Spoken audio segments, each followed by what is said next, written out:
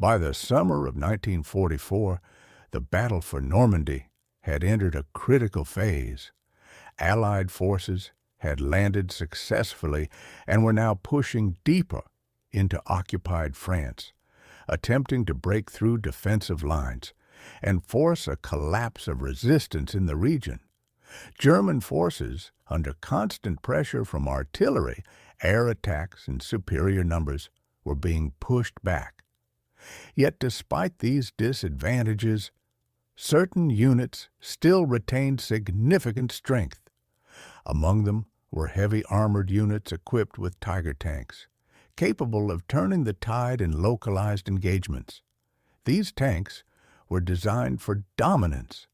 Their frontal armor was extremely difficult to penetrate, and their long-range firepower allowed them to engage enemies from a distance with deadly accuracy. In many previous encounters, they had done exactly that, breaking through enemy formations and causing chaos, which is why, on this day, their commanders believed another aggressive advance could succeed. To understand what happened next, we must first examine the battlefield itself. The terrain was a mixture of open farmland, narrow country roads, hedgerows, and scattered wooded areas. A main road cut through the landscape, creating a natural axis of movement for advancing forces. But that same road also created predictability. Any force advancing along it would be visible, exposed, and vulnerable if the enemy was prepared. On one side of the road, stone walls, tree lines, and small elevated positions offered excellent concealment. From these positions, it was possible to observe movement across the open fields without being seen. And on this particular day, that is exactly where Allied units had positioned themselves, hidden, patient, waiting for the right moment. If you enjoy this kind of detailed battlefield breakdown and want to see more stories explained like this, consider subscribing. It helps the channel grow and keeps these stories coming. As the German formation advanced, the Tiger tanks moved forward with confidence. This was not unfamiliar territory for them. They had performed similar advances before, pushing through enemy lines and relying on their superior firepower and armor. From their perspective, the battlefield ahead appeared manageable, but what they could not see was the silent preparation unfolding around them. Concealed within the terrain were Allied tanks, including a number of Sherman Fireflies. Unlike standard Shermans, these vehicles were equipped with a powerful 17-pounder gun, one of the few weapons capable of penetrating the armor of a Tiger at effective range. Even more importantly, these Fireflies were positioned carefully, aligned with the expected path of the German advance, and hidden behind cover that made them extremely difficult to detect.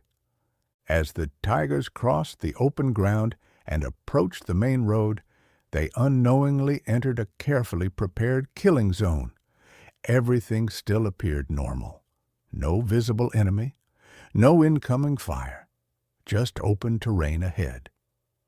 Then suddenly, the silence was broken. A shot rang out.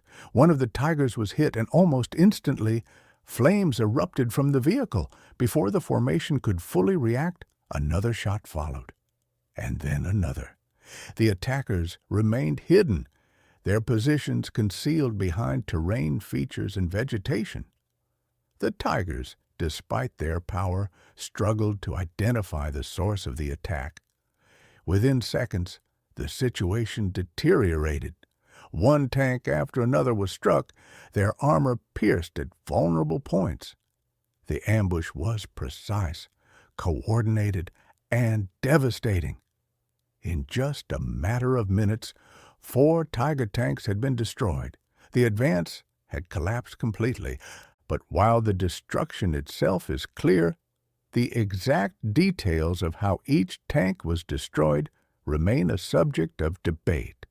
Multiple units were involved in the ambush, each positioned in different locations across the battlefield.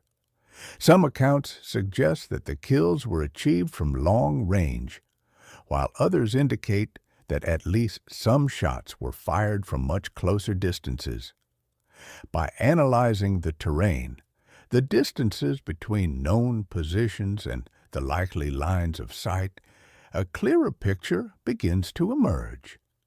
The evidence suggests that the majority of the Tigers were likely destroyed by well-positioned Firefly tanks, firing from concealed locations at the right moment, targeting weaker sections of the armor. As for the final tank, the exact sequence of events remains uncertain. What is clear, however, is that this was not a random outcome. It was the result of careful planning, positioning, and execution. In the end, this engagement serves as a powerful reminder of a fundamental truth of warfare.